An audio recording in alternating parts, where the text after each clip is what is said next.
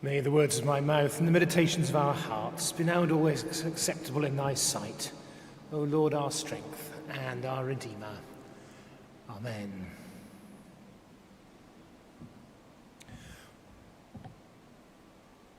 One of the most dramatic parts of this cathedral's Darkness to Light Advent service comes when the 6 banners carried in procession are flipped from front to back, and words of hope on one side are asserted on the other as finding resolution in Jesus. It is a moment of culmination after an extraordinary act of worship which pivots forwards and backwards across the ages. Each section of Darkness to Light is introduced by one of the Advent antiphons, sentences of longing hauntingly sung from the Western Gallery, piercing the gloom and the unknown future. Each antiphon is then expanded by a pair of readings, one written before the time of Jesus and one after. Finally, each pair of readings is followed by a magnificent choral work to unpack the imagery of the antiphon in the life of Jesus and his mother Mary. Among the antiphons, we hear about wisdom coming from God's mouth, ordering all things and teaching prudence. We hear about the dayspring, a new star or sun bringing light and enlightenment. We hear about the key of David, a royal figure unlocking justice.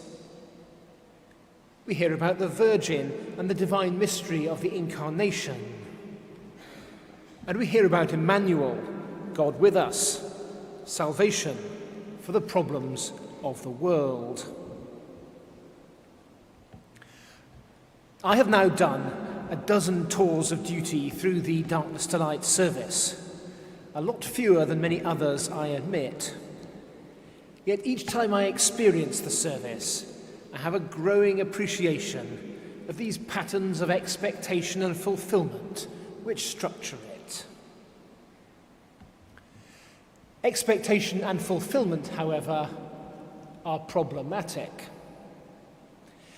Christians say that Jesus is the end of our longing. So why do we bother with Advent? Year after year, we repeat the same cycle. If Jesus is culmination, why should we revert to exploring the emotions of expectation? I wonder if we have this need because, despite all that we know of Jesus, we also know that the world remains broken. We know this as corporate reality from the news, because wars and natural disasters are just as bad as they were in Jesus' day.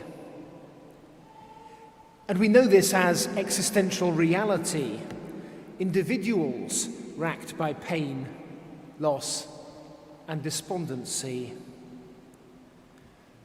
As the carol puts it, beneath the angel strain have rolled 2,000 years of wrong. So have we been deceived?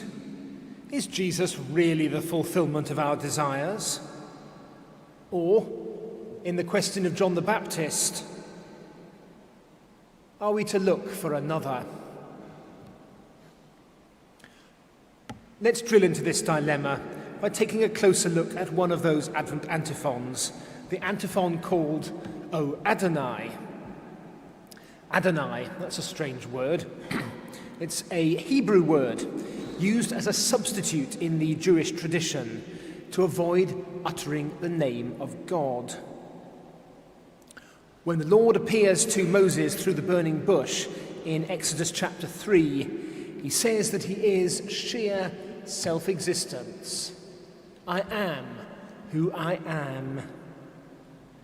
Our Jewish brothers and sisters consider the 4-letter Hebrew word used here to be so holy that when they read I am, they say instead, Adonai.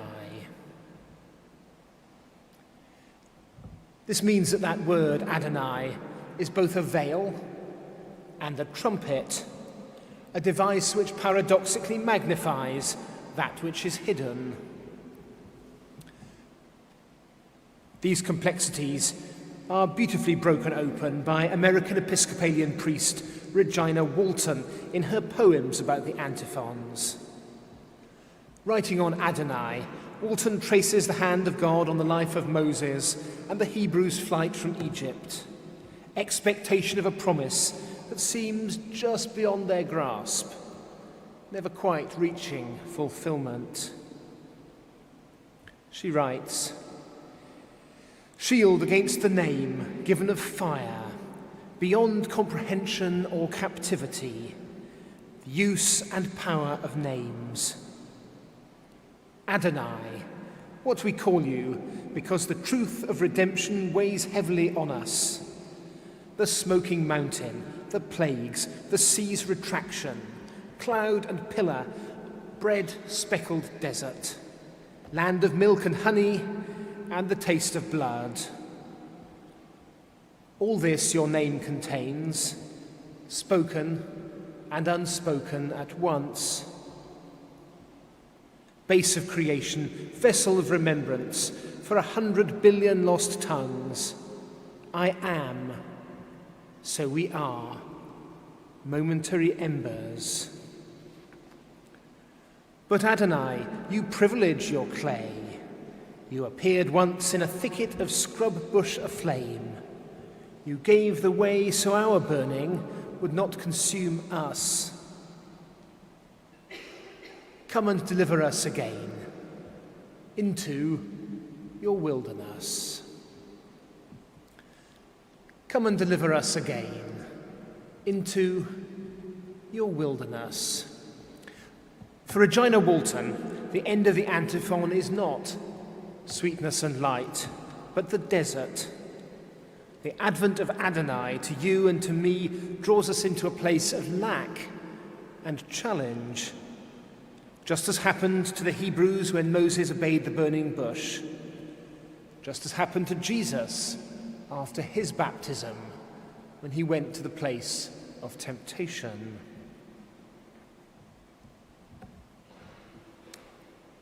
The everyday realities implied here are expressed in a painting of Moses' encounter with Adonai by 17th century Italian Domenichino.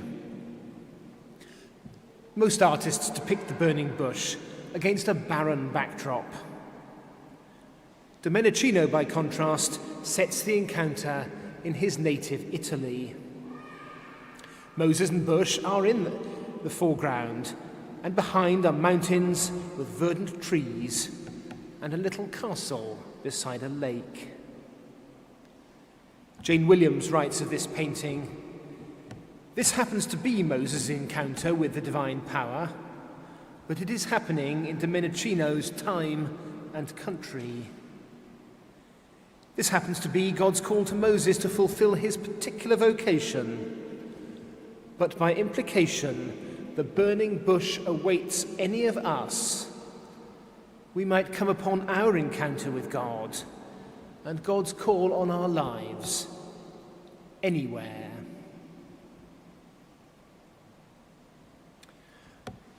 So Advent summons us back through the cycle of expectation and fulfillment, not because Jesus has failed, but because encounter with God is ongoing and personal.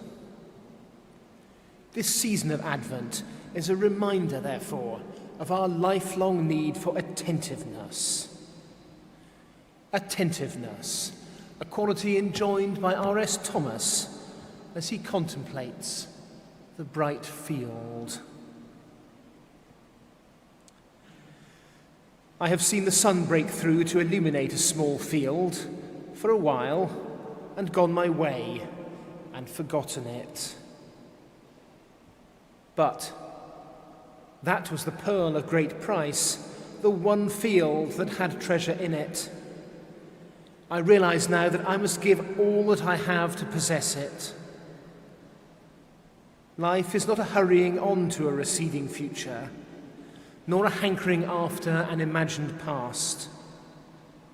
It is the turning aside, like Moses, to the miracle of the lit bush, to a brightness that seemed as transitory as your youth once, but is the eternity that awaits you.